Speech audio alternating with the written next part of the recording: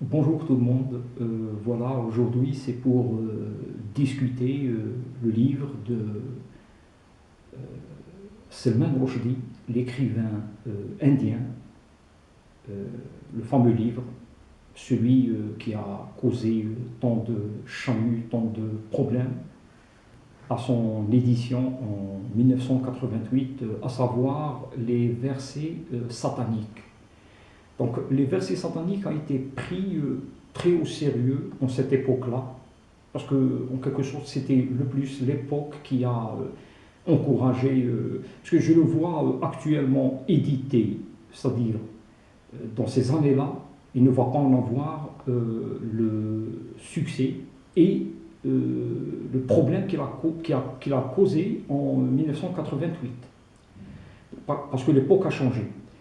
Mais néanmoins, nous allons le discuter en quelque sorte dans son époque.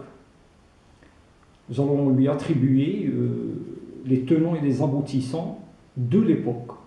Alors, les versets sataniques a été pris pour beaucoup de gens, et ça m'étonne jusqu'à présent, en le discutant, pour un essai. Or qu'en réalité, il ne s'agit que d'un roman, autrement dit d'une fiction. Cette fiction, oui, a porté préjudice à la vie du prophète et à la personne du prophète Mahomet, que le salut de Dieu soit sur lui. Donc, il y a eu le mouvement presque mondial, enfin, chez les musulmans du monde entier, qui ont protesté contre ce roman-là. Donc, les versets sataniques, en réalité, est une fiction, bon, romanesque, bien ficelée par l'écrivain Salman Rushdie, et qui visait, ça il faut le dire, hein, bon, même si certains ne seront pas d'accord avec nous, il visait à nuire à l'image du prophète et à l'image de l'islam en général. Bon, d'accord, on va parler liberté d'expression, droit de, le droit à la libre pensée, sauf que là, Salman Rushdie a dépassé un peu les limites même de la littérature, et nous allons voir pourquoi. Donc, ce roman a été édité et fait sous forme de chapitres, environ 9. Et les gens ne savent pas qui est Salman Rushdie, parce qu'en premier lieu, nous devrions un peu, du moins, dire quelque chose sur l'écrivain.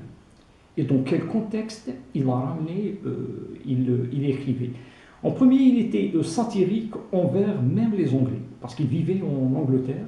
C'est un hindou qui vivait en Angleterre. Bon, et actuellement nous sommes en 2021, il vit aux États-Unis d'Amérique depuis quelques années, mais à l'époque, il vivait en Angleterre. C'était un écrivain qui était quand même assez connu dans les milieux littéraires. Bon, le monde musulman ne l'a connu que lors de l'édition de son roman Les versets sataniques. Par contre, auparavant, par exemple, a eu un grand prix en 81 pour son œuvre Les enfants de minuit. Donc il était quand même assez connu dans les milieux littéraires anglais et même européens. Et ses œuvres étaient satiriques envers l'Angleterre elle-même. Oui, alors même ces versets sataniques, dans le premier chapitre, les gens passeront ça sous l'ombre. Ils n'ont pas constaté qu'en premier lieu, dans son premier chapitre, les versets sataniques, Salman Rushdie porte une critique si sévère aux Anglais eux-mêmes, les traitant d'insalubres. Et les gens ont focalisé le plus son œuvre sur son second chapitre, où il s'attaque, bon, moi je dis s'attaque pour certains milieux littéraires, non. D'accord, on va dire, il ne s'attaque pas, d'accord, ok. On va dire, il traite le sujet du prophète Mahomet et de l'islam. Alors, dans son roman, je vais un peu parler de ce roman-là. Il s'agit de deux personnages de fiction qu'a inventé Salman Rushdie, à savoir Jibril Farishta et Salah ad-Din Shemsha. Donc, Salah ad-Din Shemsha et Jibril Farishta. Alors, pendant ce vol qu'ils prennent et qui les mènent en Angleterre depuis l'Inde, une kamikaze se fait exploser en plein avion. Alors, tout le monde décède, sauf eux les deux, échappant par miracle à cet incident. Et en descendant depuis l'avion qui explose, ces deux personnages de fiction se transforment, subissent une métamorphose. L'un deviendra ange et l'autre deviendra démon. Donc Jibril Farishta deviendra ange et Salah ad-Din Shemsha deviendra démon. Et là, une discussion d'ordre philosophique se passera entre eux. Une réflexion assez profonde, assez intéressante sur beaucoup de points. Ils vont se raconter un peu leur vie, ils vont un peu discuter certains points nœuds philosophiques, certains sujets difficiles.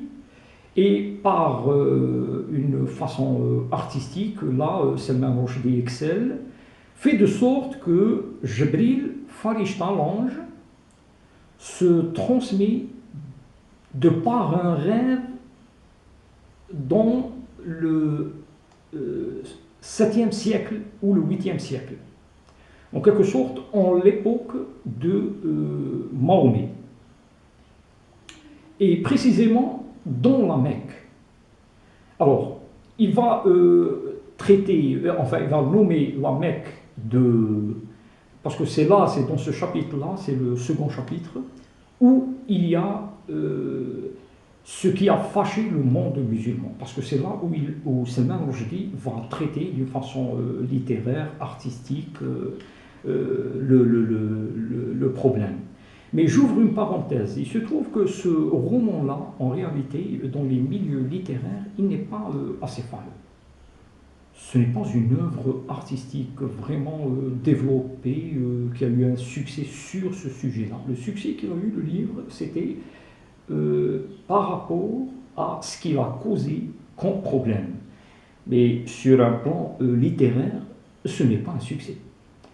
Là, les gens passent au-dessus de cela sans pour autant souligner ce point-là. Et pourtant, ce point est important. Le livre n'est pas un succès littéraire. Bon, moi je le trouve quand même bien. Je le conseille à tout un chacun de le lire d'une façon ou d'une autre. Moi je conseille que aux gens et à tout le monde de lire la littérature. Elle est si importante autant que tous les autres livres. Parce que nous constatons que les gens lisent de moins en moins de romans. Alors, ce Jibril Farishta, transporté dans ce Moyen-Âge-là, à l'époque du prophète Mahomet, et dans la Mecque, là, il va traiter le sujet de pas mal de personnages qui ne sont pas une fiction. Bon, il va leur donner des pseudonoms, mais les musulmans, ou du moins ceux qui s'y connaissent en matière de l'histoire de l'islam, savent que là, précisément là, Salman Rushdie prend des personnalités qui ont existé dans le monde musulman et qu'il va traiter d'une façon satirique. Alors, il va y avoir Mahomet qui sera nommé Mahawand. Et Mahawand est un nom qu'avait le prophète Mahomet, sallallahu alayhi wa sallam, que le salut de Dieu soit sur lui, dans le Moyen-Âge, dans les œuvres du Moyen-Âge, mais en Europe. Parce qu'il n'a jamais été nommé ainsi par les musulmans. Les musulmans lui donnaient d'autres prénoms, Abul Qasim et Al-Bashir, Nadir, mais jamais Mahawand. Mahawand était un prénom donné au prophète Mahomet, que le salut de Dieu soit sur lui, par les Européens dans leur œuvre du Moyen-Âge, plus actuellement. Actuellement, il est nommé Mahomet. Et puis, il y a eu le personnage de Abu Sufyan. Abu Sufyan était un plutocrate de la Mecque du Moyen-Âge, de l'époque du prophète Mahomet. Alors, Salman Rushdie le nom Abu Sumbul. Et il y a eu d'autres, à savoir Salman al-Farisi, c'est un ami du prophète, Khalid ibn al-Walid aussi, un sahabi comme on dit, et Bilal ibn Rabah.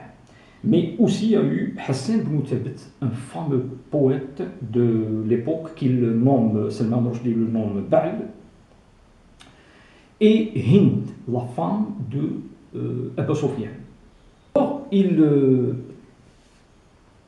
c'est autour de ces personnages-là que Salman Rushdie va tisser le chapitre le plus important de cette histoire. Alors, la Mecque, il donne à la Mecque un nom de Medinat al-Jahiliya, en quelque sorte la ville de l'ignorance. Pourquoi? Parce que les musulmans, avant l'islam, nommaient cette période-là, qui a précédé l'arrivée de l'islam, comme al-Jahiliya. Al-Jahiliya, en quelque sorte, l'époque de l'obscurantisme, l'époque de l'ignorance. Et les musulmans voient que l'islam, à son arrivée, il a raffiné leurs mœurs, il a tout corrigé. C'était une révolution, mais une bonne révolution. Une révolution en guise de raffiner et de civiliser les Arabes et le monde en général. L'islam, pour les musulmans, c'est une civilisation aussi. Alors, il nomme Mahomet aussi le commerçant. Il le nomme en tant que commerçant.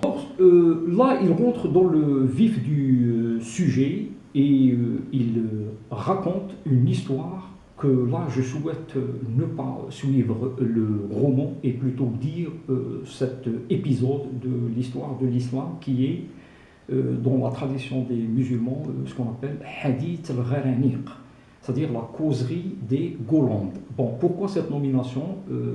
C'est un incident qui est raconté dans pas mal de livres de la tradition musulmane, seulement pas de la même façon.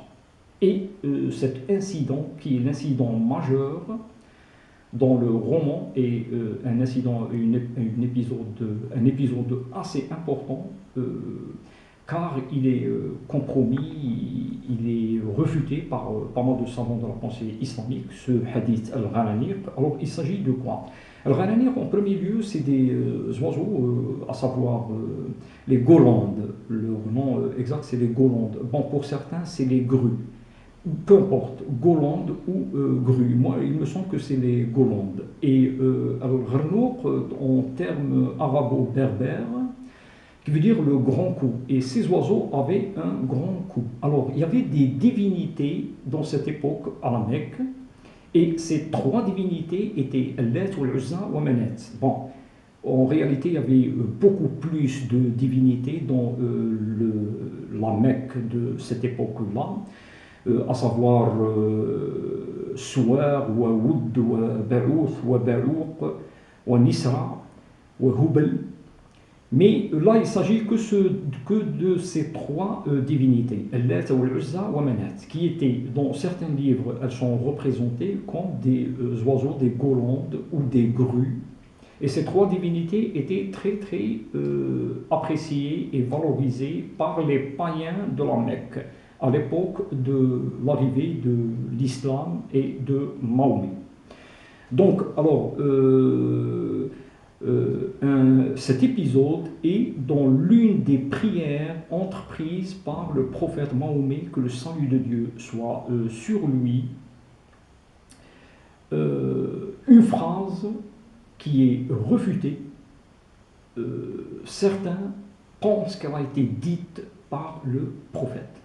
Et cette phrase est au milieu, bon, on ne la trouve pas bien entendu dans le Coran, mais elle est au milieu de la sourate de l'étoile, sourate al-Najm, qui est la suivante.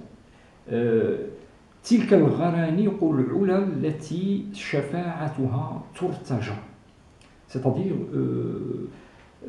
Lat wal Uzza wa Manat, ces trois divinités qui sont les Golandes en hauteur dont leur intercession est souhaitée.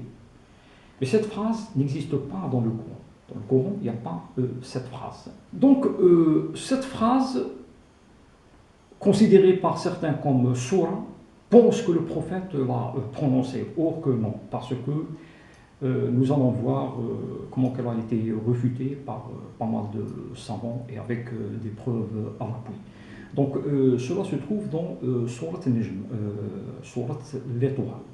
Comme quoi le prophète, en étant en présence des plutocrates et des notables de la Mecque, souhaitait ne rien dire sur leurs trois divinités, du moins sur ces trois divinités, Lat wal Uzza wa Manat. Et en priant par et les musulmans prient derrière lui, il récitait cette sourate An-Najm. Et dans cette sourate An-Najm, voilà, l'ironie du sort, c'est qu'au juste, elle détermine à quel point ces statuettes que les païens qurayshites vénéraient, c'était du faux. Et qu'il fallait qu'il renonce à cela. Donc, cet épisode, alors au milieu de cette sourate, qui n'est rien que correction à cet état de païen, nous trouvons la phrase qui valorise, qui est une phrase pour moi, ce n'est pas une sourate, qui valorise et qui valorise ces trois divinités. Voilà, parce qu'il est dit Tilka al-gharaniq al-ula allati shafa'atuha turtaja. Ce sont ces trois Golandes en hauteur dont leur intercession est souhaitée. Au milieu d'une sourate, je vais la lire en français et en arabe, et vous allez comprendre l'ironie du sort. Donc, Surat An-Najm, A'udhu billahi minash shaitanir rajim, Bismillahir rahmanir rahim. والنجم إذا هوى ما ضل صاحبكم وما غوى وما ينطق عن الهوى إن هو إلا وحي يوحى علمه شديد القوى ذو مرة فاستوى وهو بالأفق الأعلى ثم دنا فتدلى فكان قاب قوسين أو أدنى فأوحى إلى عبده ما أوحى ما كذب الفؤاد وما رأى أفتأمرونه على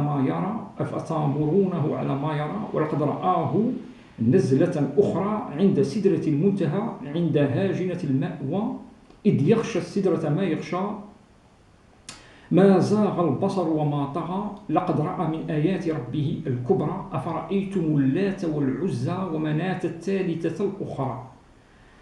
Alors là, directement, il y a ألكم الذكر وله الأنثى et non plus تلك الغرانيق العلا التي شفاعتها ترتجى. Ça n'existe pas. Donc on attribue cette phrase à cet endroit-là précisément. Or que nous constatons que les premiers versets ne sont que corrections sévères à l'esprit païen. Donc maintenant, en français, on va voir ce qui est dit là. Alors, Bismillah ar-Rahman ar-Rahim, par l'étoile à son déclin. Votre compagnon ne s'est pas égaré et n'a pas été induit en erreur. Et il ne prononce rien sous l'effet de la passion. Ce n'est rien d'autre qu'une révélation inspirée que lui a enseigné l'ange Gabriel à la force prodigieuse. La verset